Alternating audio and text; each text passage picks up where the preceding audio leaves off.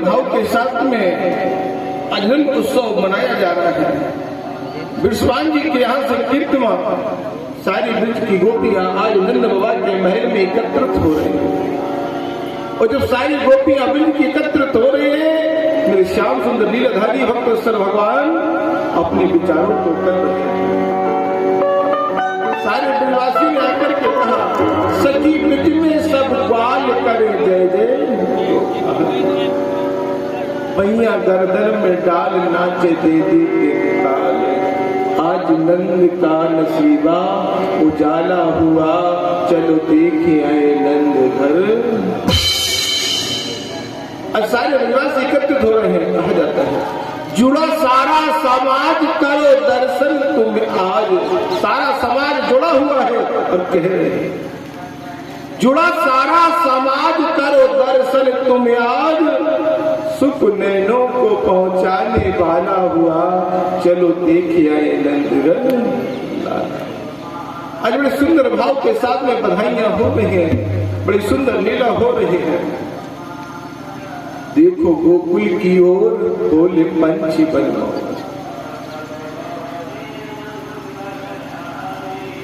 बूंद आनंद की बरसाने वाला हुआ, चलो देखे आए नंदघर। आज सारे ब्रजवासी बड़े भाव के साथ में आनंद को कर रहे हैं। पहुंच गए नंद बाबा के महल में। और जब नंद बाबा के महल में सारे ब्रजवासी बैठे हैं, और उन ब्रजवासियों ने किस लीला को किया, ऐसी लीला है उस गोविंद की, ऐसी परमात्मा श्याम सुंदर की। चारों तरफ से ब्रजवासी पूरे महल में एक दो दिन नहीं, पूरे 3 दिन तक उत्सव मनाया जा रहा है। नंद बाबा सब कुछ प्रसन्न होकर के दान कर रहे हैं। हाथी घोड़ा सोना चांदी, जो नौन का हाथ है यशोदा मैया का, वो भी अपनी नंदों को दान में दे दिया। जब ब्रज की आवाज राजा धीराजा भोजराज कंस के कानों में सुनाई दी कि वो ब्रज में उत्पन्न हो गया है, मेरा काल उत्पन्न हो गया, वो काल है मेरा काल उत्पन्न हो गया है। जब ऐसी गूंज ब्रज की जब सुनाई दी राजा धीराजा भोजराज कंस को, तो कंस आज सोने जा रहा और कह रहा है मेरा काल है, मुझे मारने वाला ब्रज में उत्पन्न हो गया है। कहा है कि कंस ने पिता घोरा पूतना बाल्यघातने, शिशु श्रृंचार मृगंते पुरुराम गिरजा कंसेन पिता घोरा पूतना बाल।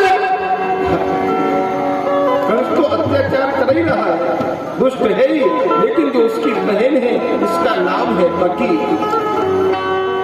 और ये बकी भी पूतना जब बनी तो ये बाल घातनी हुई। पूतना जिसके कोई पुत्र ना हो वही पूतना है, और जो छोटे छोटे नन्हे नन्हे सुकुमारों को मार दे वही पूतना। शिशु संचार निघंती पूर्वग्राम गिरजा दिशु, शिशुओं का संचार करने के लिए, मारने के लिए आज ग्राम ग्राम में जा रही है। जो ब्रज है 84 कोस में, और उस 84 कोस के ब्रज में आज पूतना मारने के लिए आदेश दे रही है। कंस के यहाँ एक सेनापति है जिसका नाम है बकासुर, और बकासुर की सगी बहन की इसका सही नाम तो पति है पूतना।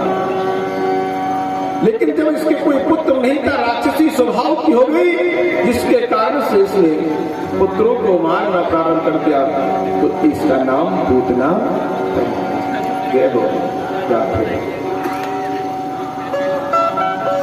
और पूतना की वो अद्भुत लीला नारायण दादा श्याम सुंदर।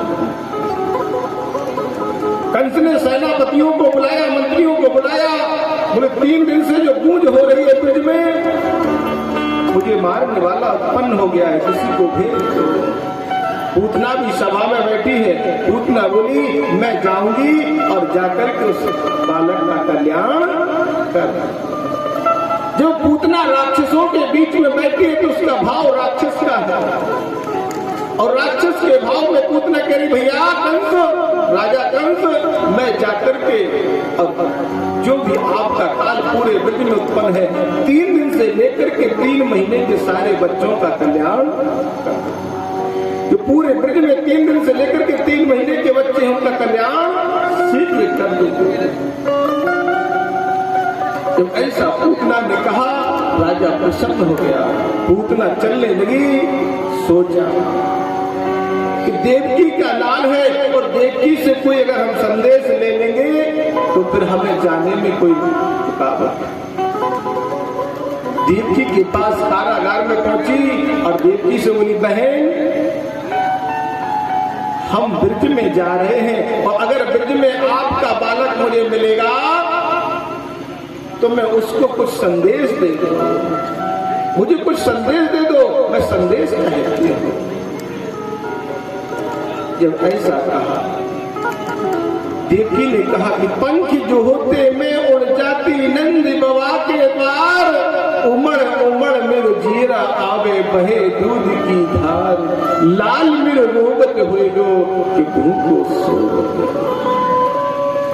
और इसी देवकी के पास जब पूतना पहुंची, देखिए जब पूतना राक्षसों के बीच में है तो कह रही है कि 3 दिन से लेकर के 3 महीने के जितने भी बच्चे होंगे उनका कल्याण करो। लेकिन जब पूतना देवकी के पास पहुंची तो सुंदर युवती बन गई, संगत का असर बदल गया, भाव बदल गया। क्या कह रही है, मैं आपके लाला का दर्शन करूंगी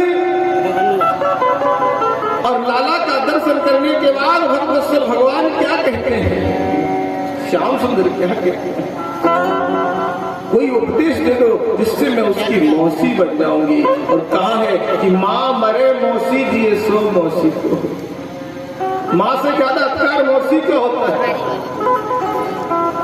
जब ऐसी लीला को कहा पूतना ने भाव बदल लिया, चल दी पूतना और जैसी चली तो अगर देवकी से संदेश नहीं मिलता, क्या कहती है पूतना, अगर वो ब्रह्म है तो मेरा कल्याण कर देगा और अगर संसार का तुच्छ प्राणी है, तुच्छ जीव है तो मैं उसका कल्याण कर दूंगा। पूतना किसी नगर में नहीं पहुंची जहां कन्हैया का उत्सव मनाया जा रहा है, जहां कन्हैया की लीला हो रही है, उसी नगर में पूतना पहुंच जाती है। और इसी पूतना पहुंची, द्वारपालों ने कहा कहां से आई हो आप? बोली हम कन्हैया की मौसी है। द्वारपाल समझ गए, बोले किसको नौकरी हटवानी है? बाबा को अगर मालूम हो जाएगा कि मथुरा से आई है तो नौकरी चली जाएगी, इसलिए सीधे अंदर पूतना को प्रवेश करा दिया। इधर मैया यशोदा जी कन्हैया को पालने में जुटा, कन्हैया पालने में झूल रहा है और पूतना पहुंची और बोली बहन यशोदा मेरे पास 2 वरदान है। पूतना ने जाकर के कहा बहन यशोदा मेरे पास 2 वरदान है, मैं पूर्व जन्म में राजा बलि की पुत्री रतनमाला थी, मेरे पास 2 वरदान है। पहला वरदान जो मेरी गोद में आ जाएगा वो अजर अमर हो जाएगा और दूसरा जो स्तन का पान कर लेगा उसके जितने भी दुष्ट होंगे उनका भी कल्याण। पूतना भूल गई कि हम खुद मारने आए हैं और सबसे पहले मेरा भाई कंस जी इसका कल्याण। पूतना ने जैसे कन्हैया की छवि को देख करके ऐसा कहा, यशोदा क्योंकि माताओं को अगर थोड़ा सा कह दो कि कोई व्यक्ति जानकार है तो माताओं को पूछने की लालसा। और जैसे यशोदा ने कहा कि पूतना कह रही कि हमारे पास वरदान है, तुरंत यशोदा जी ने कन्हैया को पूतना को दे दिया। और इसी पूतना के पास गोद में कन्हैया पहुंचे, कन्हैया ने अपने नेत्रों को बंद कर दिया और इसी नेत्रों को बंद किया कन्हैया ने। पूतना कह रही है श्याम आपने अपने नेत्र क्यों बंद कर लिए, मुझे नेत्र क्यों बंद कर लिए, मैं आपसे पूछ रही हूँ। विद्वान कहते हैं कन्हैया ने नेत्र इसलिए बंद किए हैं, अगर मेरे नेत्रों को पूतना देख लेगी तो इसको बैराग हो जाएगा, फिर के राक्षसी स्वभाव को भूल जाएगी। क्यों? राम के नेत्र गंभीर हैं और कन्हैया के नेत्र चंचल। विद्वान लोग कहते हैं पूतना को देख करके पूतना ने जैसे कन्हैया को गोद में लिया और गोद में लेते ही पार्वती परमात्मा जगदीश्वर कह रहे हैं, कन्हैया ने नेत्रों को बंद कर लिया। क्यों? बोले अभी हम 3 दिन के हुए हैं और एक राक्षसी को मारना पड़ेगा और हम मर्यादा और लीला को सुनना, हम नारी को कैसे मारे, इसलिए नेत्रों को बंद किए हैं। एक विद्वान कहते कन्हैया ने नेत्र इसलिए बंद किए हैं कि भोलेनाथ का ध्यान कर रहे हैं और ध्यान करते समय बोल रहे हैं कि आप विष का पान करना और दूध का पान हम करेंगे। बोलो शंकर भगवान की जय हो।